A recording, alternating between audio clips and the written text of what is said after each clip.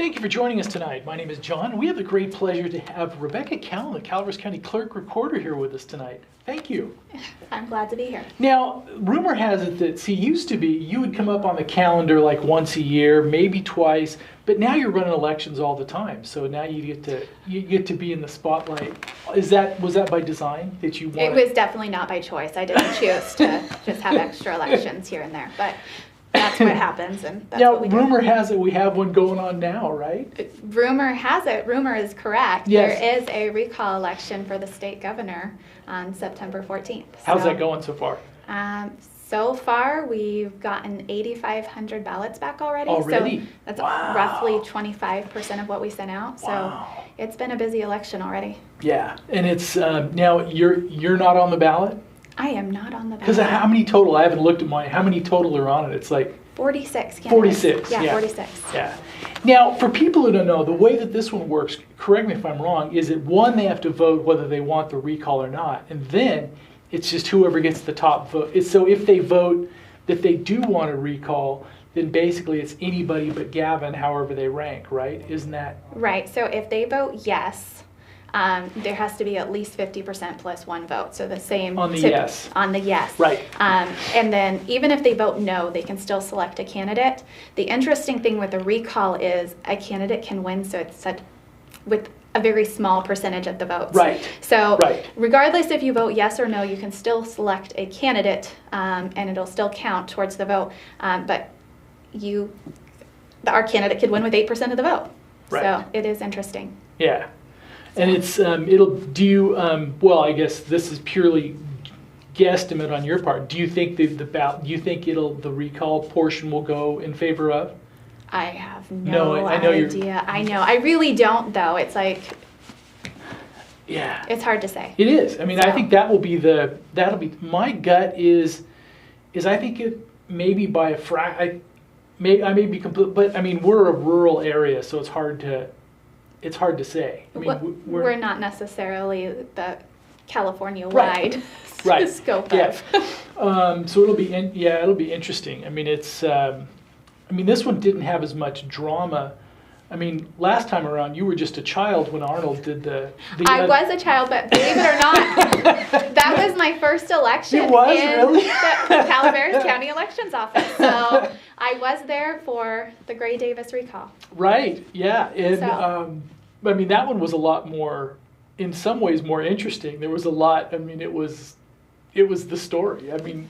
And that's where it was probably beyond my scope because I didn't know who Gray Davis was. I was counting ballots, but I wasn't paying much attention beyond that. But it was funny. I remember counting the ballots, and they were the little tiny cards, and there was 4 of them for that election. That's what I remember. Just all the list of names. And just the list of names. Right, So right. Significantly more than the 46 candidates were. Yeah, I mean, everybody was from C-list actors to porn stars to everything else. There was We've literally. gotten out too. Well, yeah. I mean, I haven't. So yeah. Now the other one, that's the state issue. The other one that's here locally is we've got redistricting, right? Correct. Now, how will that impact voters on the redistricting? What's the push and how it will impact them? So the redistricting impacts. Well, that's a little bit different where. It impacts more than just the voters. It impacts the county citizens as a whole as to who their representative's going to be right. and who they're grouped with to share that representative. So, right, or whether they want to be grouped with those people or not. Right. I'm just kidding. Now, does it impact more than the supervisor's district? Does it also impact CCWD districts? All the rest? I mean, that will be a consistent boundaries for all of those, right? Right. So supervisorial districts is what the county is specifically looking at. CCWD would have the same opportunity. They have their districts by division as well. Right. So if they are, I don't want to talk for them, but for the county, we're looking at if we're within the 5% or outside of the 5% deviation of population change, because we want to keep each district, each supervisorial district, as even as possible to the others. So roughly with the new population of 45,292, we want 9,000 50 voters in each district. So Okay. and we're allowed a 5% What's been the deviation from total? that. What's been the total population change in the last 10 years? The total is like we lost 300 citizens. 300. Yeah. And we were talking before the cameras rolling. If they would have done that post-COVID, I mean, the county feels like it has more people in it now. I would venture to guess, and I don't have anything backing up Yeah. this guess, Yeah. that we did grow in population. So Right. it would be interesting to see what the data would be if we looked at it a year after the census date. Right. So Right. So, but according to census date, we lost 300. So we were basically a push for 10 years. I mean, Yeah. for 300. I mean. for the most part, countywide, nothing happens. Now, rumor has it that people just fled Garamendi's district. Or is that? That's your room. Was that the geographic population shift in the? District 2 lost the most. Okay. The most citizens, and they went from their 9,000 to 7,000. In all fairness to him, most of that was probably attributed to the Butte fire, right? I mean, That is what I would speculate. We want to escape his representation. It wasn't. Yeah. Yeah. Okay. Yeah. So rooftops, the number of occupied rooftops just dropped in Yeah. his district. Yeah. So, I mean, for us, that means that district needs to gain more geographic boundary in Right. order to make up the population Right. difference. So if somebody tried to flee him, they would have to move quite a ways because that district will grow, right? Isn't that the way it works? Yeah. Okay. Yeah. All right. I just caught that. Now, District 2 is already geographically the largest district by far, isn't it? I mean, District 3 stretches way up, but District 2 and 3 both stretch, but geographically, District 2 is the largest. yeah. So it already goes from basically almost Avery, just below that ridge where that Fullen Road ridge to, basically Sheep Ranch all the way down. What are the logical line movements for District 2? So for District 2 and 3, their boundary against each other is pretty much set. We can't Right. put people on the other side of the ridge line it just doesn't make sense. Because people identify. They identify that way, and they different school districts. They go. And they're being separated from the community. They have no good path of travel to one way or the other. Right. And Right. school districts for a number of reasons, that line's pretty well set.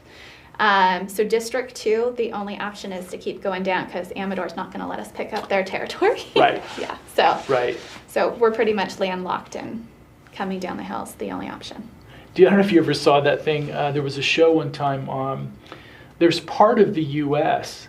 that you have to go through Canada to get to. Interesting. Because there's this little piece of little piece up there on the northern border that it's kind of an island. It's kind of you can't. So basically, if you're going to get there, you have to go through Canada. So we could do that You could put a little. I'm just kidding. You could. It would Put be a called little island. gerrymandering, and it's probably not the best plan.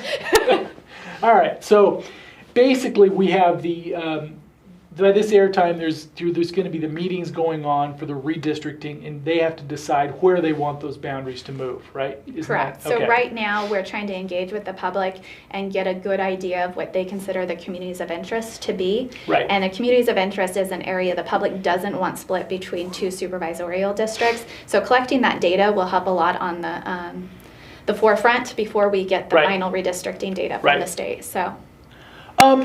Now your office does much more than just elections. Now you switch off to the clerk, the clerk recorder's hat.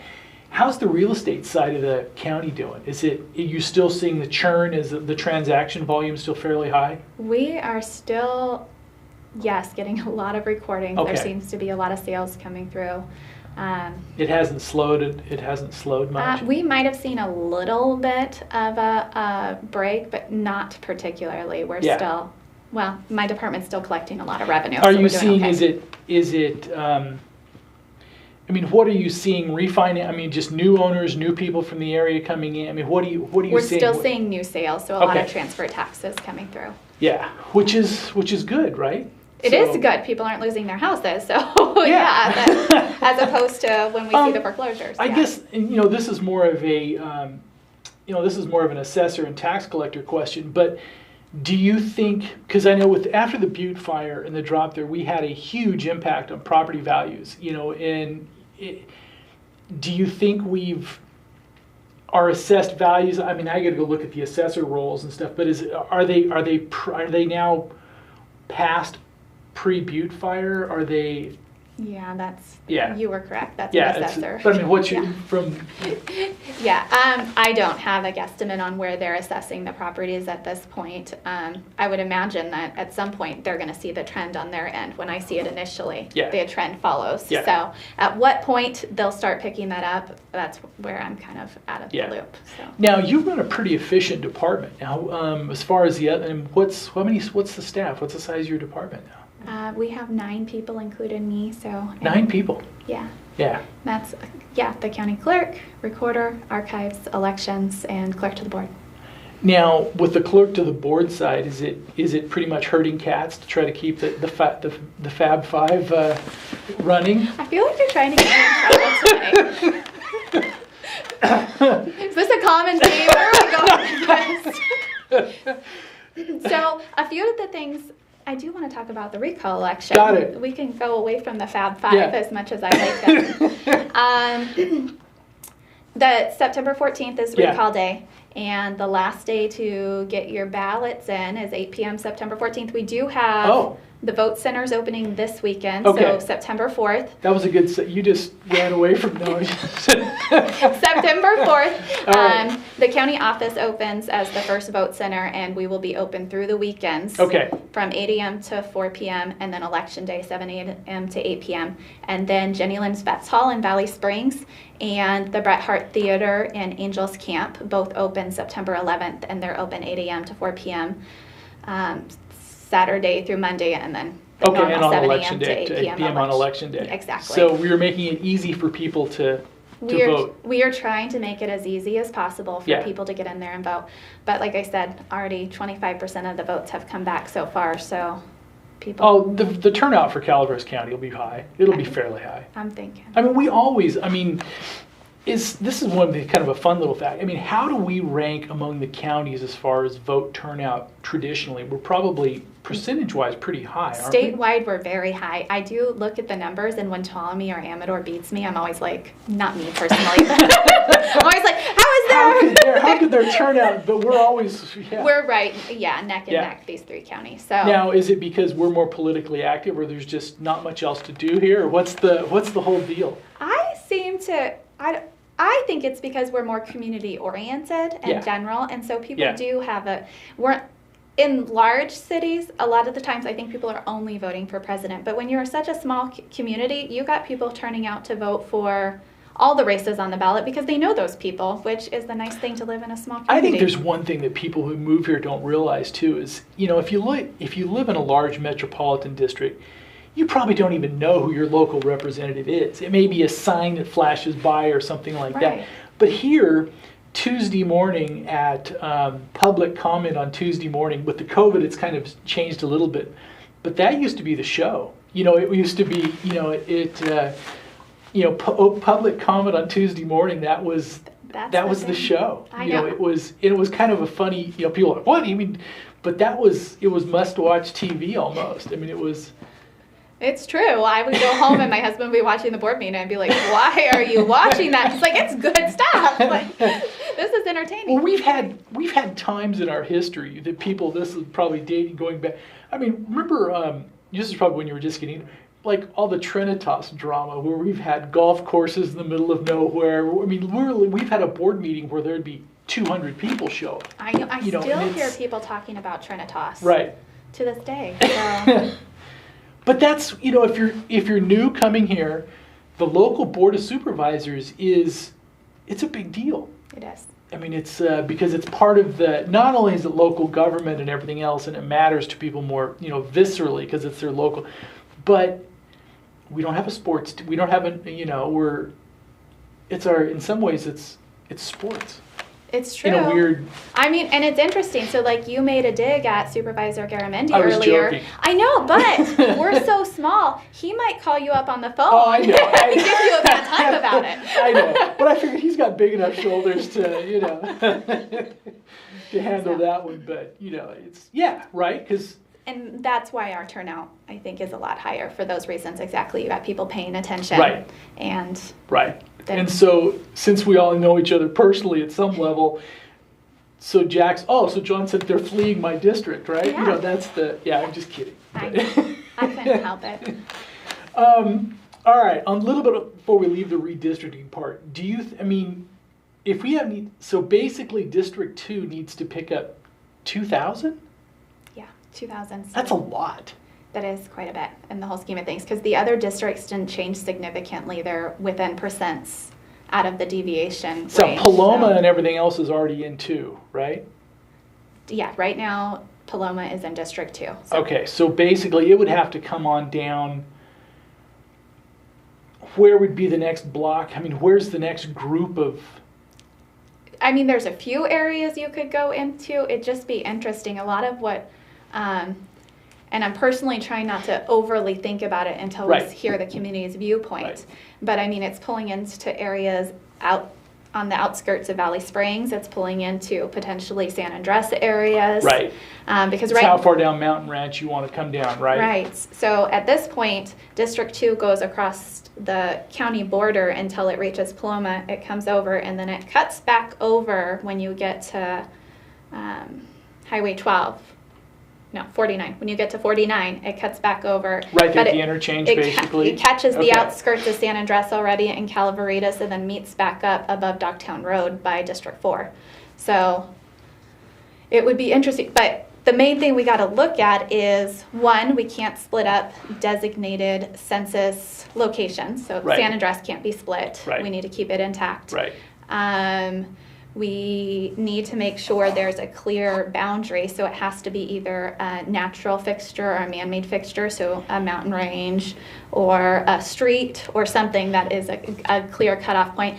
And whoever is then in that district boundary needs to have access point where they don't have to go out of their district and around to get back in their district. Right. So they actually need to have some, they need to feel like they're represented in their own district. Yeah. And you can't, I mean, there's no way to leave, I mean, structurally leave one district a little light on, it has to be, you have to move it. So the exact even would be 9,050 voters, but we can deviate up to 5% outside of that. So we could get up to 9,500 or as low as 8,500.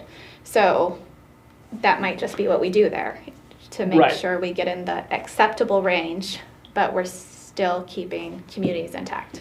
Yeah, yeah.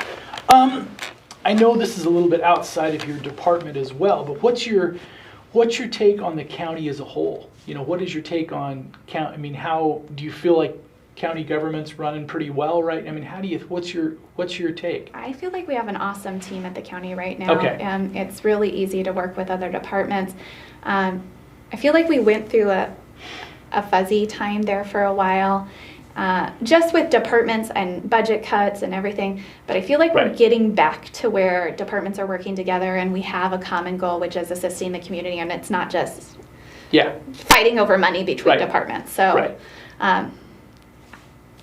I've got hope for the future. How about that? A little bit on COVID. We've tried to avoid it it's the conversation that won't die. But one of the things we've been trying to ask a little bit is learning how, you know, there was people had operational changes during COVID. Did you learn some of the things that makes you more efficient, that you'll leave the COVID era differently than when you went in? Definitely. Okay.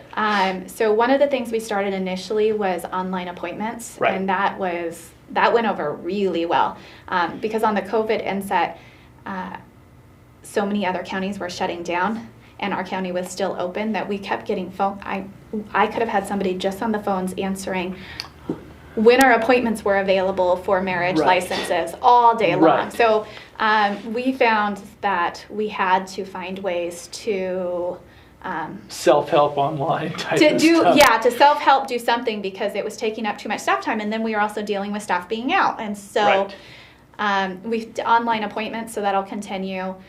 You now can pay for your stuff ahead of time online with your credit card before you even come into our office, which is then nice because all you do is come in, grab your doc, and then leave. We have where people can buy their documents online now and not come in the office at all. So, and have all of the real estate transactions been moved online entirely, or are they still, I mean, is all of that remote sign, all the rest of that stuff now? The actual land records, yes. Okay. So you can, but you have to go through a secured vendor who does online recording. So an individual who just wants to record a document, they can't go and record it online without going through a secured vendor to do so. So they can still come in and record So they something. still can come in person and record. So you haven't denied people from doing a thing in person, but we've just opened up and broaden the online options. So the last little swerve into the kind of the real estate one. If you're looking at kind of the flipping market and pieces of it now, you look at companies like Zillow and stuff like that. They're trying to move to real estate as an online business, almost like eBay. You know, where you're going to be. How do you think something like that model will tie into the Clerk reporter and into the legal side of it? Because, you know, they actually raised money to where they're the direct owner. You know, Zillow's buying properties now. You know, they're buying rentals, they're buying blocks of, you know, how will that, do you think, potentially tie in? Because they're trying to move everything online. Right. The way e-recording is set up now, I think it could flow just fine. Okay. I'm not sure what that does to the middleman, the title companies and real estate officers. I'm not sure how that impacts them. But if they have a certified vendor that can do their e-recording for them, it doesn't impact our office at all. So somebody like a Zillow or something, if they have all the pieces that they've built into their system, they can do it. Yeah. My biggest concern when I see things like that happen is there's a reason the recorder's office is a government agency, because we want a non-partial party looking over and saying this, holding the title. So my concern is if the title ever went away from government overseeing it, because then you have a private party like Zillow going, nope, that record, nope, it's over here now, Zillow owns it. And so that's just the importance of the recorder's office. I think that gets forgotten in the big news and the other exciting departments is your livelihood, your title is in our office, and that going away would be problematic. And the thing is any time you have, you know, the number of zeros attached to it, like real estate transactions, I mean, the potential for the fraud stuff and the outright theft and everything else is just huge. Which reminds me, with all of this going on, we did initiate a new product called Fraud Guard. So if you register with our office, if you have property in our office and you register your property, you launched that, okay. We will send you emails and say somebody came and recorded a document on this day under that property. So we highly suggest anyone who has concern, because that way no recording can take place without your knowledge. So register with us. Without going down a whole nother rabbit hole, but all the stuff where, you know, the title insurance didn't cover any of that other, I mean, because was this whole gray area where people were going after. I think what was happening is that people would record documents that technically were recordable, because the recorder's office doesn't look at legality. Right, you just recorded it. It recorded as long as it meets the recording requirements, and people would record it, but it would start to get where you'd see multiple recordings on a piece of property, that it started to make it messy, and then it was unclear where the title stood. And I think that's when people are involved in property fraud. That's what it is. Or fraudulent signatures. Would it start out with things such as, you know, a contractor's lien or a mechanic's? I mean, was it layers of stuff? It's just layers of things that then make it look like, well, what is happening and where does it go? And so then somebody has to hire an attorney to clean it back up and to go to court and have it. So the Fraud Guard prevents that. If you are registered, you can sign up and in your office, and you'll send them an email. Yeah, it's online on our website actually, and you can just go on. That's the biggest part of this half hour.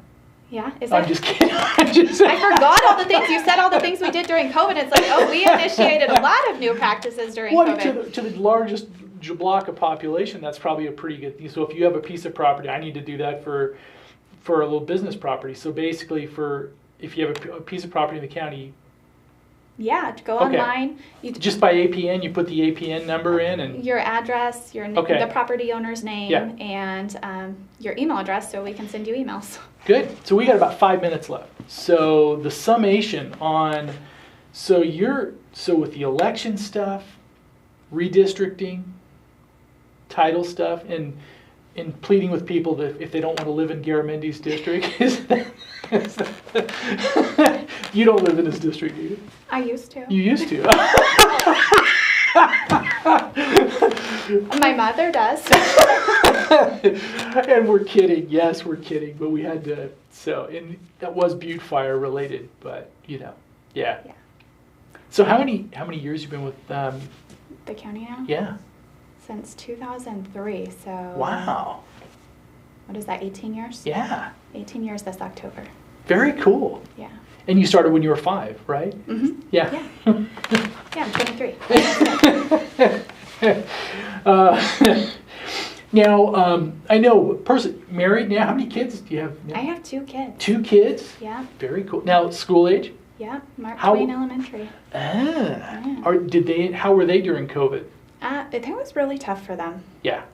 I didn't even realize some of how tough it was until I'm seeing them back in school now, and it's like, oh, you're back to normal. Right. I thought this was a Right. permanent change. Right. So Did they start having trouble with like friends issues and I think things they just like that? I think they were Yeah. feeling kind of depressed, and they wanted to hang out with their friends, and Yeah. there was just very few options to do so. Yeah. So I know we've been kind of all over the map, but I want to say thank you. Thank you for this. No, thank you for the service to the public. You've done a wonderful job, and I think for most people, a well-run, efficient department, customer-centric. I know there's probably always going to be. I appreciate that. No, I mean that that is our constant goal Yeah. for Yeah. real.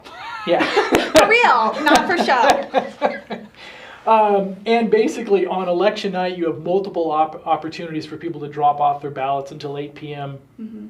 On Yeah. election night Tuesday, Yeah, right? and there's the ballot boxes at in a lot of the communities. So Arnold, you have Big Trees Market has Right. a drop-off box. Save Mart and Angels Camp. Jenny Lynn's Vets Hall, which is also the vote center, has a drop-off box. San Andres has their outdoor one, open Right. 24 hours. Right. And I feel like I'm missing one in there. Okay. Copperopolis Got it. at the Copperopolis. grocery store. At the grocery store there as Yeah. well.